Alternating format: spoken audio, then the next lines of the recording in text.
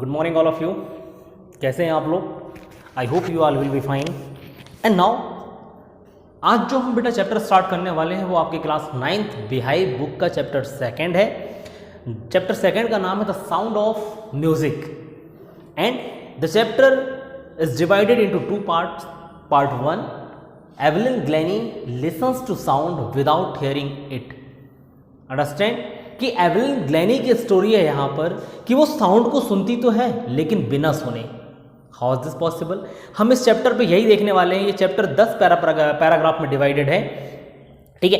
तो यहाँ पर देखिए मैं शो करता चलूंगा, पैराग्राफ आपको बताता चलूंगा, ठीक। फिर वहां से आप इसको समझते चलेंगे। जैसे लिखा कि बिफोर यू रीड, देखिए आप, God may have taken her hearing but he was given her back something extraordinary what we hear see feel.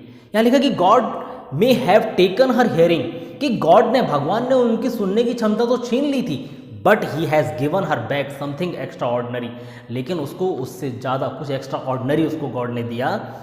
What we hear see feel, जो हम सुनते हैं वो फील करती है, far more deeply than any of us, that is why she express music so beautifully. ठीक है, ठीक है, कि फॉर मोर डीपली, कि वो और लोगों से ज़्यादा डीप चीज़ों को समझती है, इसलिए वो म्यूजिक को ब्यूटीफुली एक्सप्रेस कर पाती है। And now read the following account of a person who fought against a physical disability and made her life a success story.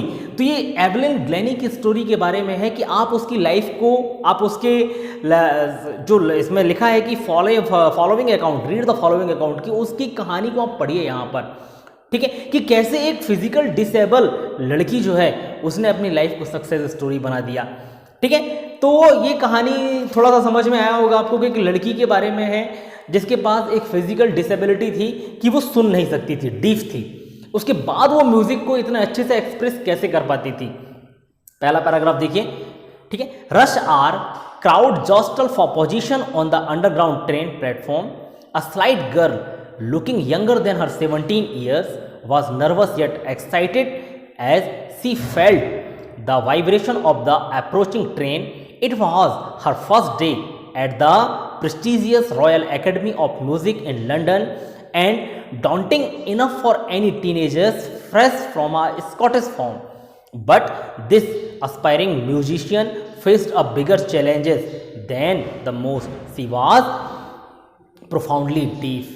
ठीक है, ये पहला पैराग्राफ था। इस पैराग्राफ में आप देखेंगे, ठीक है, कि साइड में कुछ वर्ड्स लिखे हैं कि जॉस्टल, जॉस्टल का मतलब होता है पुश रफली, कि धक्का मुक्की करना भीड़ में। And now slight, small and thin, and daunting का मतलब फ्राइटनिंग, यानी डरना।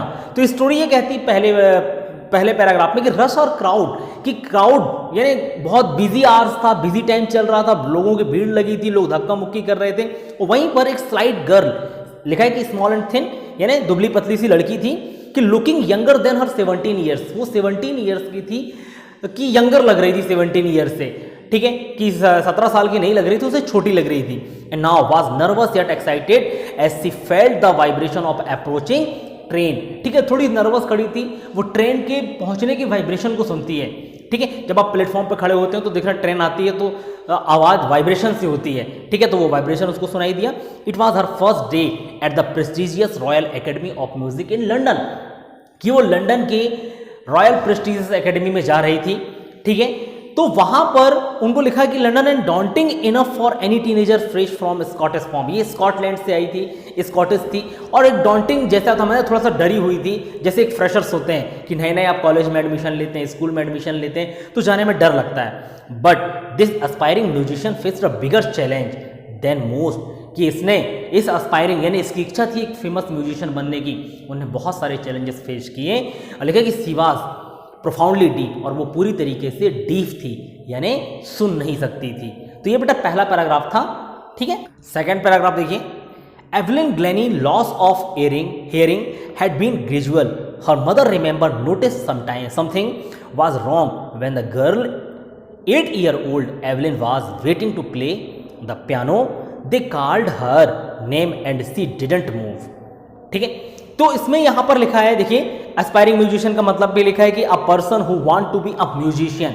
अब सेकंड पैराग्राफ में लिखा कि Evelyn Glennie loss of hearing had been gradual, कि ये शुरू से इसकी हेयरिंग डिसेबिलिटी नहीं थी एवलिन ग्लेनी की, ये धीरे धीरे करके ग्रेजुअली इसकी हेयरिंग एबिलिटी जो है वो खत्म हुई। लिखा गया यहाँ पर कि her mother remembers notice something was wrong when the 8-year-old Evelyn, कि जब एवलिन 8 ईयर की थी तो उसकी माँ ने कुछ नोटिस किया। क्या नोटिस किया? कि Evelyn was waiting to play the piano, कि वो एवलिन जो थी वो पियानो को प्ले करने के लिए वेट कर रही थी, but they called her name and she didn't move, कि उसकी माँ ने उसको आवाज तो किया पर वो मूव ही नहीं की, कुछ सुनी ही नहीं। फिर यहाँ लिखा कि I suddenly realise she didn't hear say Isabel Glennie. Isabel Glennie is the name of Evelyn Glennie's mother. तो उसने नोटिस किया कि शायद सुन नहीं रही है वो, ठीक है। Now for quite a while Evelyn manage to concern her growing deafness from friends and teachers. तो उसकी माँ ने काफी टाइम तक इसको छुपाने की कोशिश की उसके टीचर्स और उसके फ्रेंड्स से, but by the time she was 11 her marks had deteriorated. ठीक है, डिटोरिएटेड का मतलब होता है कम होना। जब वो 11 ईयर्स के थे तो उसके मार्क्स कम आने लगे, ठीक है। एंड लिखा है कि and her headmistress urged her parents to take her to a specialist. It was then discovered that her hearing was severely impaired as a result of gradual nerve damage. They were advised that she should be fitted with hearing aids and sent to a school for the deaf. Everything suddenly looked back, says Evelyn. ठीक है, अब बेटा यहाँ पर उसकी जो head masters थी, madam थी, उन्होंने उनके पेरेंट्स से डिस्कशन किया कि आप इसको किसी स्पेशलिस्ट से दिखाएं, ठीक है, कि इसकी हेयरिंग जो एबिलिटी है वो खत्म हो रही है, ठीक है, डिसअपियर हो रही है, कि सुनने की क्षमता खत्म हो रही है, और उसके लिए एक स्कूल सजेस्ट किया।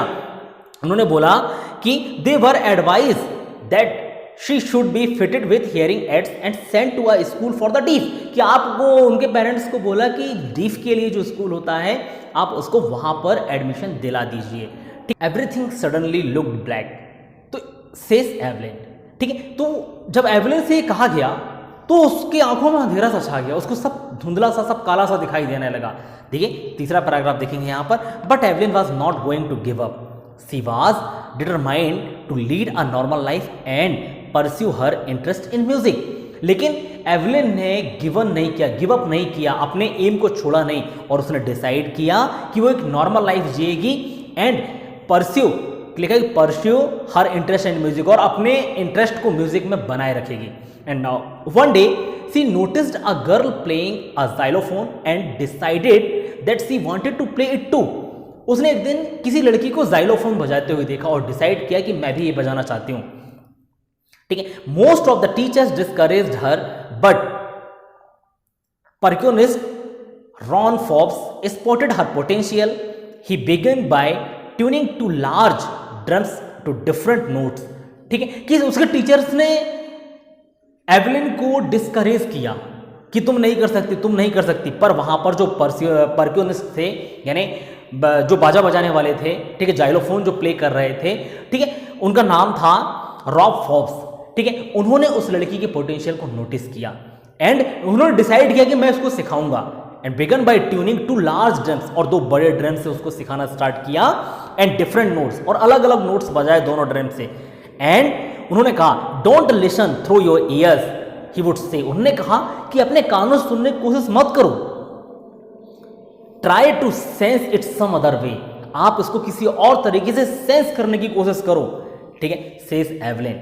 Now suddenly I realized I could feel the higher drum from the waist up and the lower one from the waist down, ठीक है। और सडनली एवलिन ने कहा कि मैं महसूस कर सकती हूँ, एवलिन को लगा कि जो हायर ड्रम था, जो हाई नोट बज रहा था, वो वेस्ट के ऊपर से उन्होंने महसूस किया, और जो लोअर ड्रम था उसको वेस्ट के नीचे, वेस्ट यानी कमर का पोर्शन होता है बेटा, उसके नीचे से उन्होंने महसूस करना, वाइब्रेशन को महसूस करना स्टार्ट किया, ठीक है। और यहाँ पर लिखा है कि waist up and lower one from the waist down, Forbes repeated the exercise, की फॉब्स ने एक्सरसाइज को रिपीट किया, and soon Evelyn discovered that she would sense certain notes in different part of her body, और after some time जो Evelyn थी वो music के sense को अपने बॉडी के अलग अलग पार्ट से सेंस करना स्टार्ट कर दिया।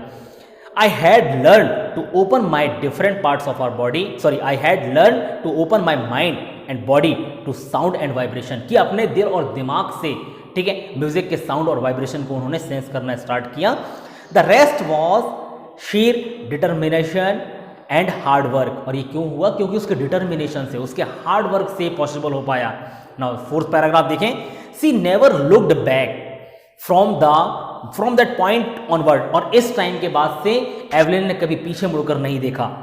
सी toured the United Kingdom with a youth orchestra and by the time she was 16. ठीक है, जिस समय वो 16 ईयर की थी, ठीक है, वो यूथ ऑर्केस्ट्रा के साथ काफी टूर किया उन्होंने लंदन में. And she audition for the Royal Academy of music and scored one of the highest mark in the history of the Academy. ठीक है, और रॉयल जो एकेडमी थी म्यूजिक की लंदन में, वहां पर उन्होंने ऑडिशन दिया और सबसे ज्यादा मार्क्स उन्होंने लेकर आए. ठीक है, सबसे ज्यादा मार्क्स उन्होंने गेन किया हिस्ट्री में. रॉयल एकेडमी के इतिहास में इतने मार्क्स किसी ने लेकर नहीं आए थे. ठीक है, she gradually moved from orchestral work to solo performance. और वो धीरे धीरे ऑर्केस्ट्रा में आप देखेंगे कि बहुत सारे लोग ग्रुप में परफॉर्म करते हैं, तो एवलिन भी उसी ग्रुप में परफॉर्म करती थी. लेकिन आफ्टर सम टाइम उन्होंने सोलो परफॉर्म करने का डिसीजन लिया. At the end of her 3-year course she had captured most of the top award. और जैसे इसका कोर्स खत्म हुआ बेटा, वो 3 साल का जो कोर्स था उसके खत्म होने के साथ साथ उसने बहुत सारे अवार्ड को अपने लिए कैप्चर कर लिया, कि बहुत सारे अवार्ड्स उसको मिले.